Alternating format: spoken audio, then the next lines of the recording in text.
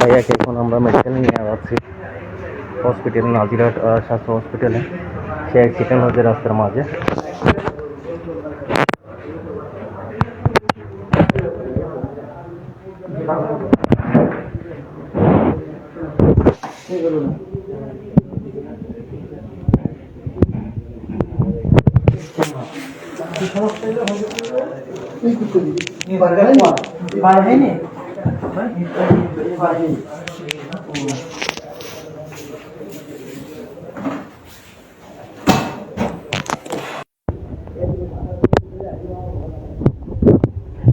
এই ঝড় বৃষ্টির মধ্যে গাড়ি চালাতে নেই, কেয়ারফুল, পিছনে পড়ে গাড়ি চালাচ্ছে। এখানে মাঝরাতে একটা অ্যাক্সিডেন্ট হয়েছে।